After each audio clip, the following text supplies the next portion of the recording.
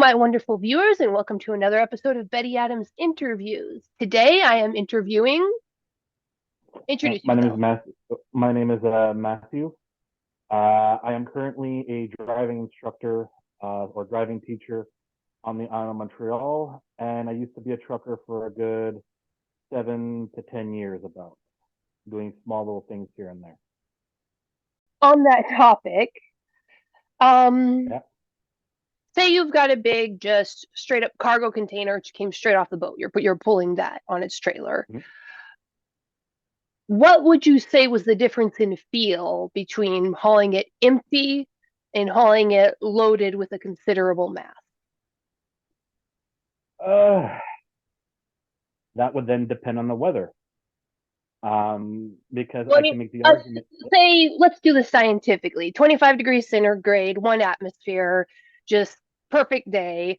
I'm more interested in how does the truck behave with mass in the trailer versus just an empty trailer? Because I know that even when I'm hauling a tiny little trailer behind my mower, it's if it's empty, it's just bouncing around like crazy, and it's the truck's not the engine's not struggling as much, but it's annoying. That gets annoying, and the larger the trailer, the more annoying that gets. So, or a trailer is just inherently heavy enough for that not to be a problem with semis. A little bit of column A, a little bit of column B, because the trailer is much bigger, and the difference between say a civilian truck and a civilian trailer is the point. What's the word I used before? The center point of gravity. Mm-hmm. So the difference between the regular trucks, like a civilian truck and trailer, versus an industrial truck and trailer, is really where the trailer and the truck meet. Um, it's a little bit hard to describe without pen and paper, but okay. So have you ever backed up a truck with a trailer, right? Yeah, Have you ever backed up? I'm an expert at backing up to 30-foot boat trailers. So Okay, so in that case, you understand what happens if you move a little bit to the right or a little bit to the left. You're going to end up you have the possibility of a jackknife, right? oh yeah. Well, with a bigger trailer, it's not that simple. We actually have to turn our wheels all the way to the right or all the way to the left to get close to jackknifing, because the center is so much different. So That I don't that know makes how that. sense. I do know that in general, the larger the trailer, the easier it is to control, the more control you have over it. Tiny little trailers just jackknife on an instant. The larger 30-foot boat trailers, I had a bit more, they were a bit more forgiving. I wouldn't Mhm. twitch and jackknife it. So that's it.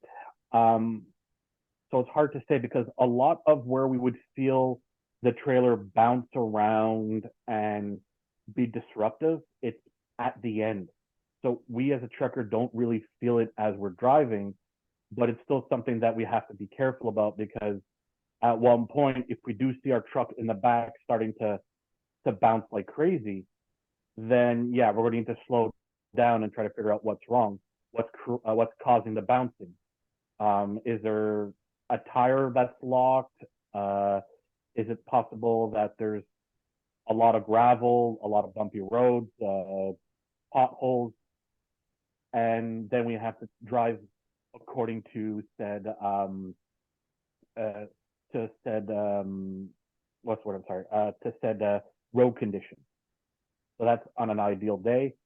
On an unideal day, let's say there's a heavy wind, I'd say a heavier trailer is a lot easier, because you don't have to worry about the wind trying to knock your trailer around like a cat playing with a ball of yarn type idea.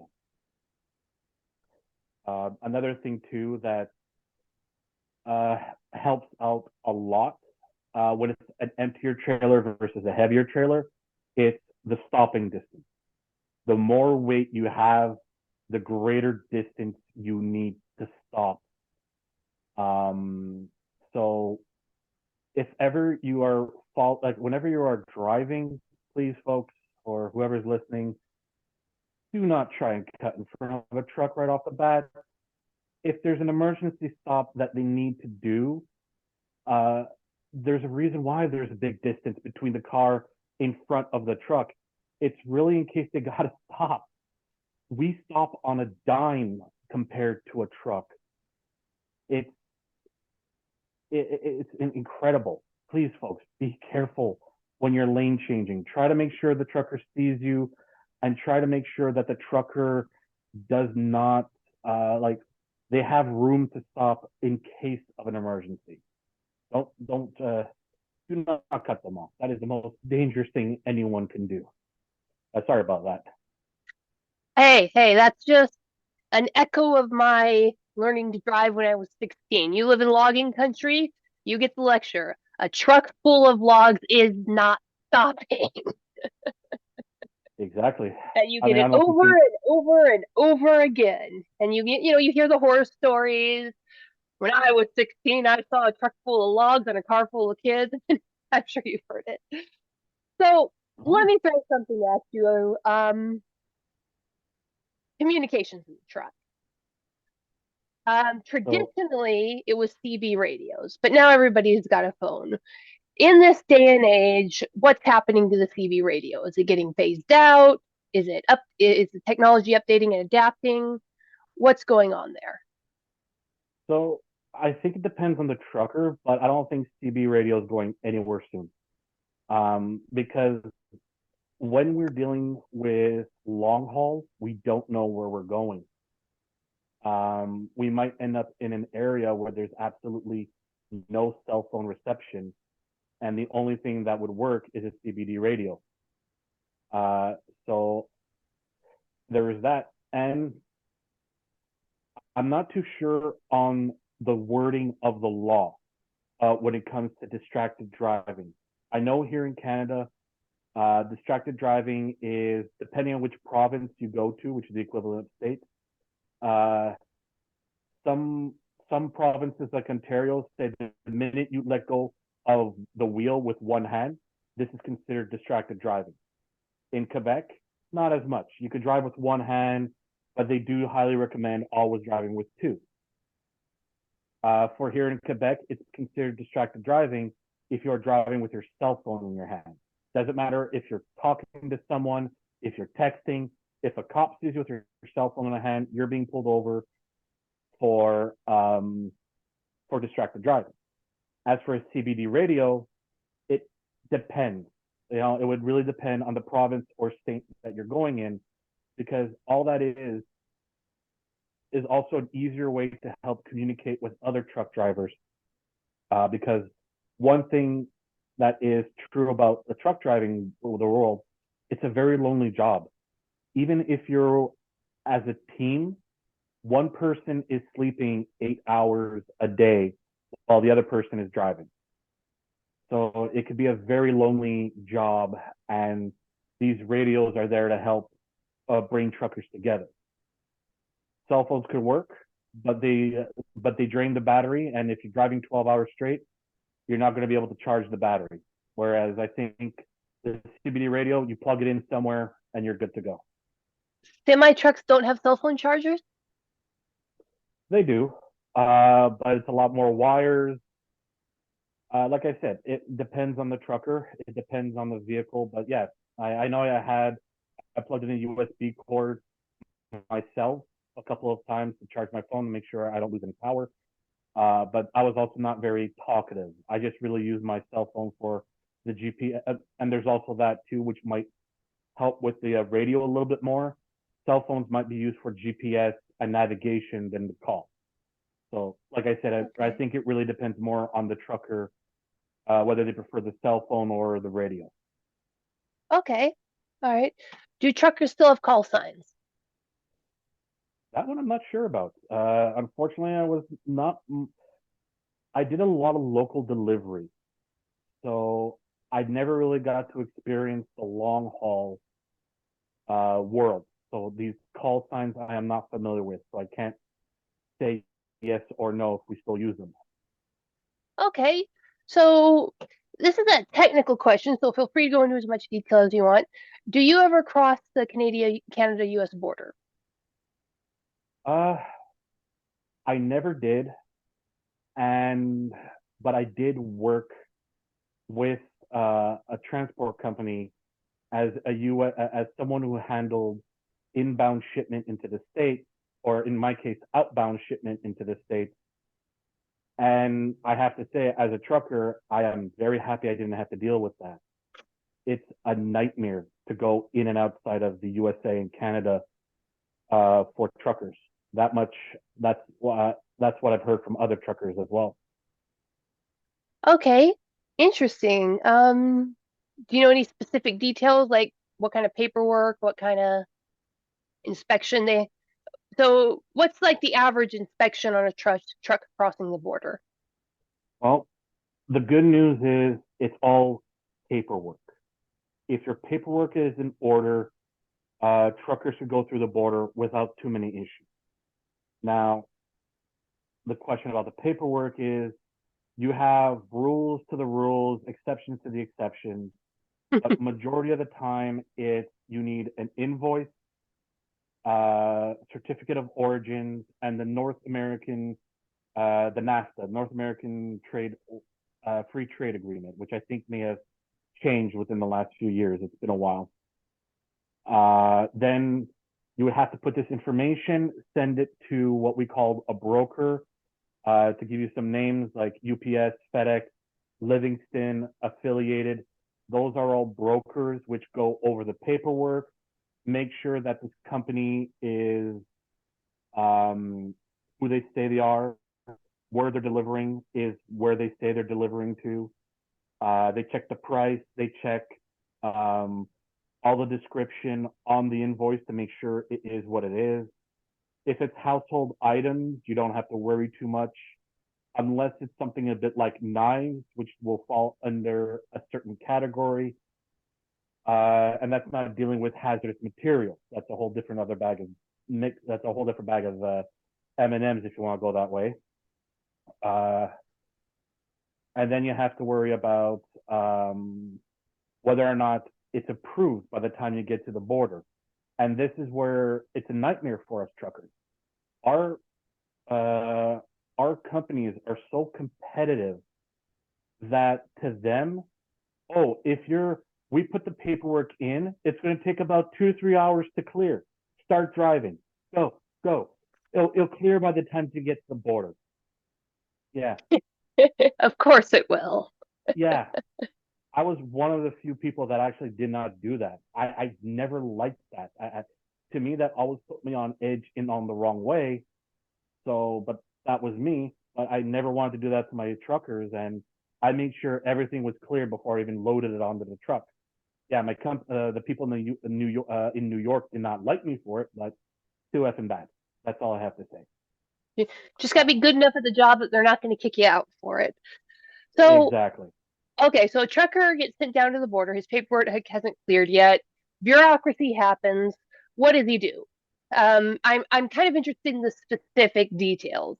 You get to the border, your paperwork's not ready. Are there like extra truck stops around the border stations where truckers can just hang out and fume for a few hours or what? I believe so. Okay. I've never been to the border as a trucker, so I can't officially say, but it really is. Yeah, you have to wait. You have no choice but to wait until the paperwork clears. When that happens, that's up for the broker and your company to make sure all the paperwork's there, and then hopefully you'll be out within a half hour to an hour. If not, and this is what irritates truckers as well. Well, guess what? That wait time is now chewing away at your hours. Now, what I mean by that is the laws differ between Canada and the US, from my understanding, but we have something called a logbook. And that logbook Mm-hmm. states that we're supposed to be driving no more than X amount of hours per day to a maximum of 14.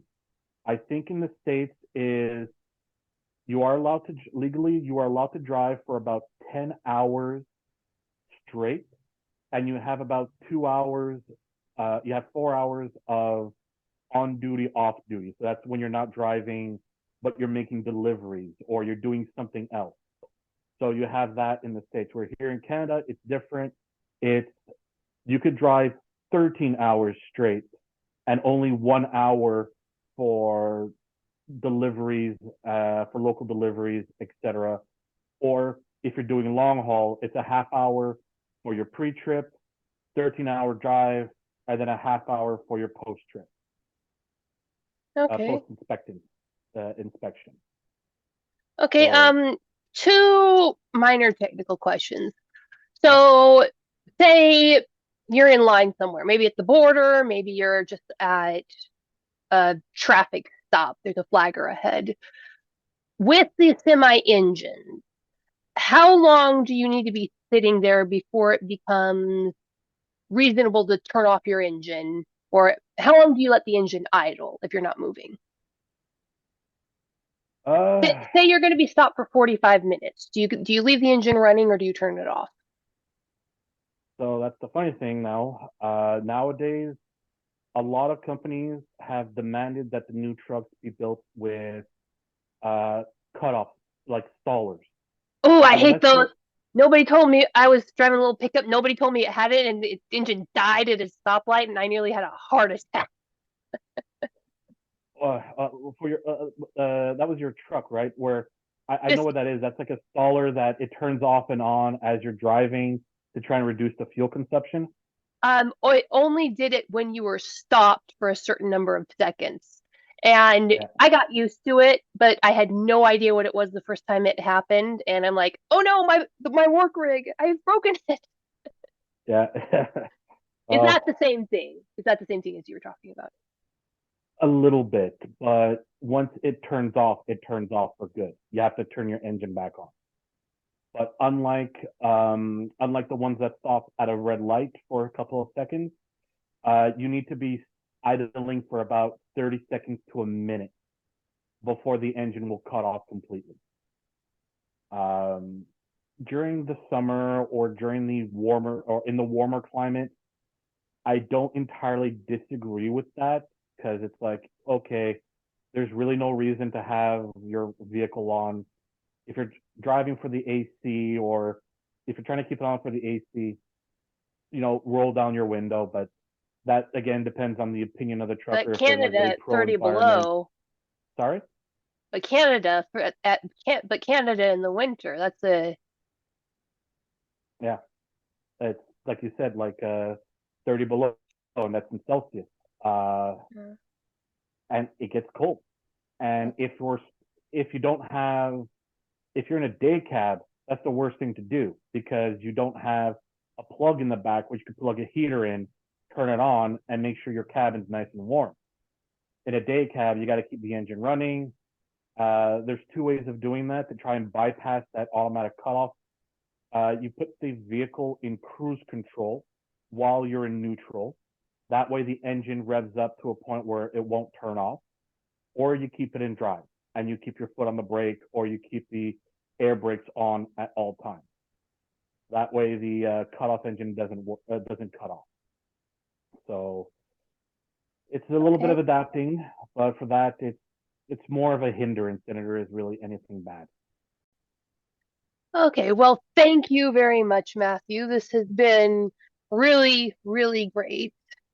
And this is really going to help me with my writing project. So, do you have generally when I involve a creator, I say plug your plugs. Do you have a business you want to promote? As of right now, I do not. If ever I do start with a business, or if I do start my own personal venture, which honestly I might, would you mind if I share it down the line with you, Betty? Absolutely. Get in contact with me. I'll come up and interview you again. Gladly. You're a very good interview or interviewee. Guest. Guest. That's the word. And just kind of wrap it up, what was it? I'm doing this for my Dying Embers universe. The actually secondary characters in the book are these two truckers that are heavily involved. And one of them is a regular human, and one of them is a feral tentacle monster that lives in the engine of his truck. That's why I had all the questions about older engines, because he doesn't like switching out his body too often because he has to extend his nerves systems throughout the rest of the truck, and it's a painful process to rip him out and put him in a new one. Yeah, that's awesome. That I would Okay. agree with that. Yeah. All right. So thank you for coming, and we'll call that a day.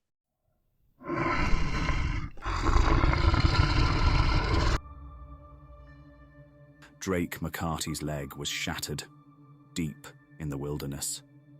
As the flash flood closed over him, something alien pulled him from the waters. A military base that shouldn't exist. An ancient warrior with secrets of his own. Drake returns to his family with a whole leg and the burden of a secret he doesn't understand. In the forest around them, someone is watching, and something followed him home.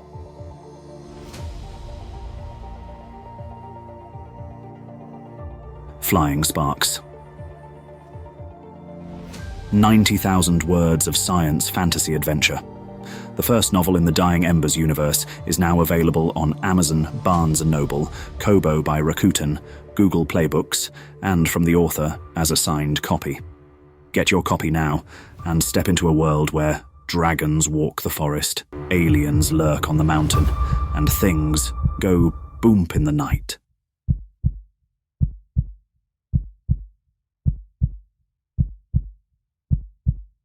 Escape into another world with the writings of author Betty Adams.